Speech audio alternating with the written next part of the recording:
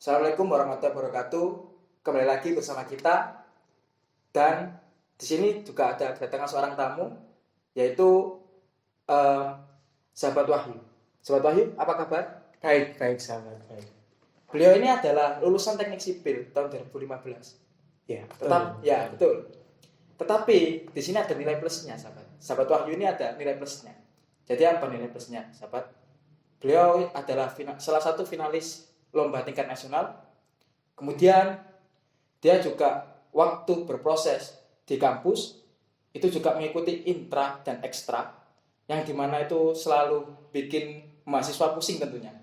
Kemudian yang tidak bisa dinalar lagi mungkin ya, itu seorang aktivis biasanya berpikiran bahwasanya mereka tidak bisa mendapatkan prestasi ataupun akademik yang bagus. Tetapi di sini sahabat Wahyu bisa membuktikannya, teman-teman. Menurut sahabat Wahyu gimana caranya Mas Wahyu untuk mendapatkan prestasi serta bisa membagi waktunya di intra dan ekstra? ya, sebetulnya saya bersyukur ya, soalnya ekspektasi saya itu ketika masuk ke kampus itu saya cuma pingin mematahkan satu kalimat, yaitu kalau aktivis itu pasti lulusnya lambat, di akademik itu juga di akademik itu juga keteteran. Jadi makanya saya pengen memutus kata-kata itu atau pengen membuktikan kalau aktivis itu juga bisa berprestasi, aktivis itu juga bisa akademiknya tidak keteteran. Dan alhamdulillah selama saya kuliah saya bisa melalui itu, dan akhirnya pun saya bisa menyelesaikan studi saya kurang lebih 3 tahun 5 bulan. 3,5 tahun. Ya, betul. Jadi inilah seorang sahabat kader PMII juga, tetapi dia juga mampu membuktikannya gitu, teman-teman. Semuanya sahabat-sahabat semuanya. Kalau boleh tahu itu gimana caranya, sahabat? Jadi begini, sahabat. Kita yang pertama itu harus memiliki sebuah motivasi. Yang utama. Pertama motivasi. Iya, harus itu. Karena begini, misal kita masuk ke kampus, itu kan pasti kita memiliki motivasi. Entah itu kita pengen kerja yang baik, nantinya mendapat kerjaan yang baik. Ya begitulah, itu pertama motivasi. Berarti bisa dikatakan sebuah motivasi itu adalah sebuah impian. Betul. Itu yang pertama. Yang kedua, kita harus bisa memanajemen diri sendiri. Memanage diri sendiri. Memanage diri sendiri itu banyak hal nanti, sahabat. Kita juga harus mampu memanage waktu kita. Soalnya ketika kita memilih untuk kita belajar berorganisasi di ekstra, di PMII, di intra, terus habis itu kita mau juga untuk mengikuti lomba nasional, dan itu membutuhkan sebuah effort yang sangat luar biasa, membutuhkan sebuah fisik juga perlu. Jadi fisik itu perlu ya, fisik badan. Jadi makanya jangan sampai, kalau saya sih dulu menerapkan, saya itu jangan sampai telat makan. Meskipun telat tidak apa-apa, tapi tetap harus makan, bahasanya gitu. Tetap jaga kesehatan. Nah, ya betul sahabat, betul. Terus apakah seorang mahasiswa juga mempunyai target? Seharusnya kan seorang mahasiswa ataupun seorang pemimpi harus mempunyai target juga. Gimana, sahabat? Itu harus, sahabat. Jadi kita di lingkungan apapun, menurut saya itu harus memiliki target. Misal kita masuk di kuliah, di perkuliahan, jurusan apapun itu, pasti kita harus memiliki target. Misal kita harus lulus sekian tahun atau 4 tahun misal, atau 3,5 tahun, katakanlah IP sempurna, dan itu target, itu harus. Karena apa? Itu bisa memotivasi diri kita sendiri gitu loh. Kembali ke motivasi lagi. Tapi begini, sahabat, ada hal yang harus juga kita pahami, bahwasannya ketika kita menjadi seorang mahasiswa, itu ada hal yang kita harus pahami dan amalkan menurut saya. Apa itu menurut saya? Karena begini, mahasiswa itu memiliki sebuah peran dan fungsi. Kenapa? Karena dilihat dari sejarahnya, mahasiswa itu juga memiliki posisi yang sangat sangat penting dalam perkembangan sejarah bangsa ini ya, salah satunya reformasi 1998 kan. Ya, situ. Kenapa? Karena mahasiswa sendiri itu memiliki tiga fungsi besar, tiga fungsi umum. Ya sahabat, tapi sebelum memasuk itu dulu, mungkin di sini juga banyak orang menerka-nerka. Katakanlah seorang aktivis kok bisa IP-nya bagus, prestasinya bagus. Sahabat sendiri juga mengatakan kita harus manage waktu. Nah, cara manage waktu yang benar itu seperti apa, sahabat? Seorang mahasiswa di sini ataupun aktivis di sini rata-rata beralasan, beranggapan ataupun mereka itu berargumen bahwasanya suatu organisasi lah yang menyebabkan dia itu terlambat lulus, IP-nya jelek dan lain sebagainya. Jujur saya tidak sepakat dengan perkataan itu, dengan argumentasi itu. Karena apa? Sebetulnya itu tergantung dari pribadi masing-masing. Kalau saya dulu prioritas saya adalah saya berproses di organisasi dan saya juga harus di akademik saya juga harus tidak ketinggalan. Ya. Makanya saya harus bisa memanage diri saya sendiri dan saya harus tahu kemampuan saya. Pertama berarti harus ngaca. Iya, harus ngaca. Pasti itu sahabat. Jadi kaca itu penting untuk mengaca. Jadi ketika kita tahu diri sendiri, habis itu kita harus bisa mengukur kemampuan diri kita sendiri. Ya, benar. Jadi dua hal ini itu nanti bakalan dibuktikan atau biasanya ya ketika kita tahu dua hal ini pasti secara alamiah, secara naluriah, secara sikap kita itu bisa melakukan pembagian waktu. Kapan kita harus mengikuti rapat ini, kapan kita harus menyelesaikan tugas kita, kapan kita harus ke rumah, ya kan? Rumah itu juga ini bagaimana cara kita bisa bijaksana. Jadi dua hal ini sangat penting bagi saya. Berarti kita harus melihat sebuah urgensi di situ. Mana yang perlu diprioritaskan pertama kali atau yang kedua kali. Berarti kita harus ibaratnya kita harus memilih salah satu prioritas mana yang paling penting. Begitu sahabat. Bukan memilih sih, tapi kita itu menyusun.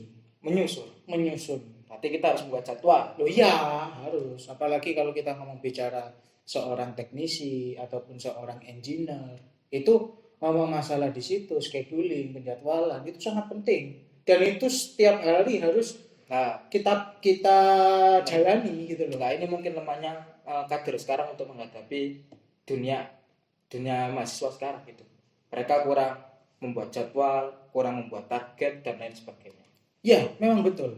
Target itu penting. Kenapa? Karena begini, sederhananya ketika kita sudah masuk di lingkungan organisasi, di PMI, ya kita harus tahu dong, PMI itu apa, tujuannya apa, cara geraknya seperti apa. Berarti nggak apa-apa. Loh iya, karena banyak juga suara-suara di luar yang menganggap PMI A, B, C, D, F, G. Tapi itu semua, itu bakalan bisa kita jawab ketika kita benar-benar tahu. Dan sebetulnya kita nggak usah jawab.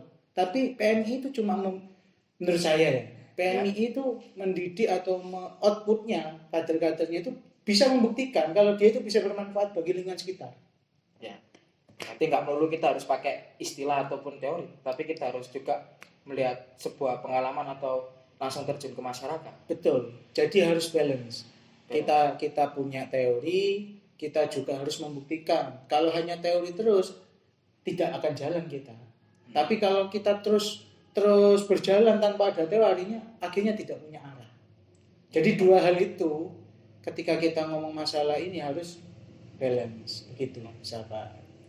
Kemudian lanjut ke perkataan Mas Wahyu sahabat Wahyu yang sebelumnya, bahwasanya mahasiswa memiliki peranan.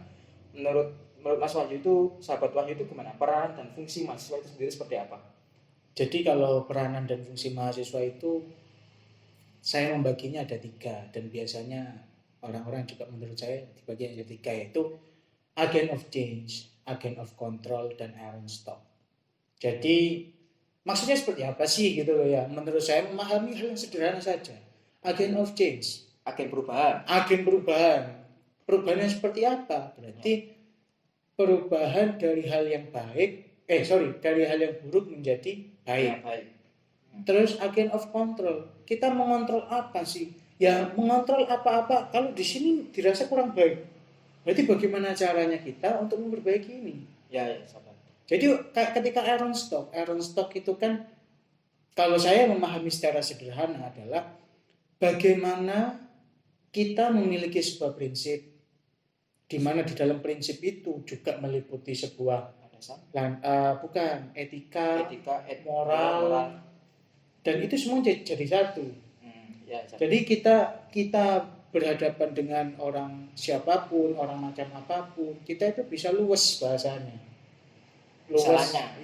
Luwes kan maksudnya itu ya kita bisa adaptif. Oh iya, sahabat.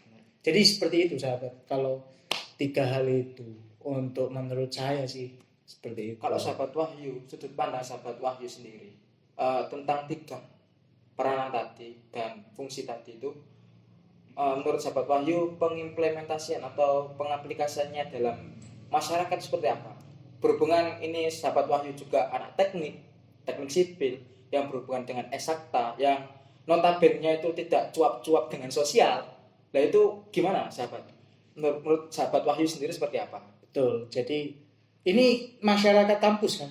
Ya, masyarakat kampus, bisa masyarakat kampus ataupun kita sudah lulus menjadi seorang engineer, itu seperti apa? Kalau kita di masyarakat kampus, berarti kita kan ketika kita masuk dalam lingkungan kampus, di situ kan ada banyak lingkungan.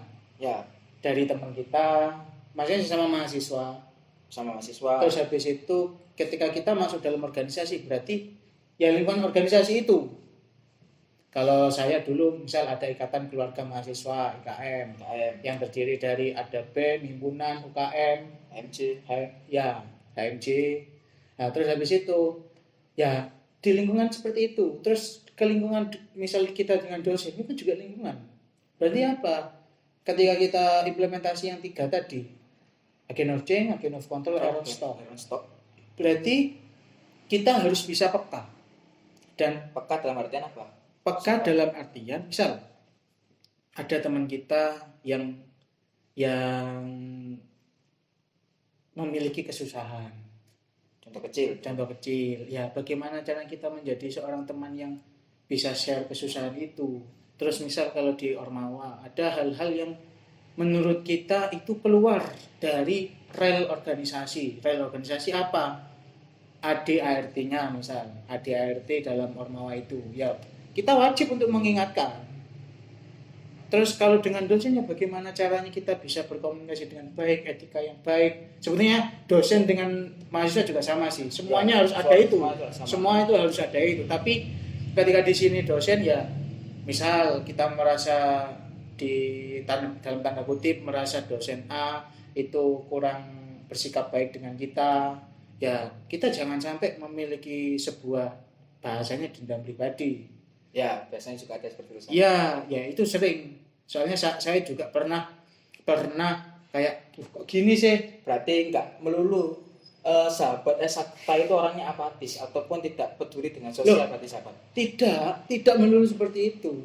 Malah seharusnya, karena gini, ketika kita nanti menjadi seorang engineer juga, di situ kita juga akan berbenturan dengan masyarakat umum. Ya, loh, kalau kita apatis, kalau kita hanya sekedar menyelesaikan pekerjaan kita, ya kan kita nggak ada bedanya dengan robot bahasanya. Ya kan? Nah, kita kan apalagi ngomong PMI itu tujuannya itu adalah untuk mencetak seorang pribadi yang agamis, pribadi yang profesional, pribadi yang berintelektual. Ya, 3 itu. Sehingga menghasilkan pribadi yang berintegritas. Jadi itu sahabat menurut saya. Menurut sahabat saya seperti itu. Ya. Berarti kita juga bisa dikatakan kalau mohon maaf ini ya, berarti kadernya plus. Maksudnya gimana plus itu maksudnya gini. Ya. Plus maksudnya gini. Kita selain paham tentang ilmu eksakta atau sains, tapi kita juga peduli tentang lingkungan kita di sini, tentang di masyarakatnya, di lingkungan kampusnya dan lain sebagainya. Di ranah manapun kita masuk.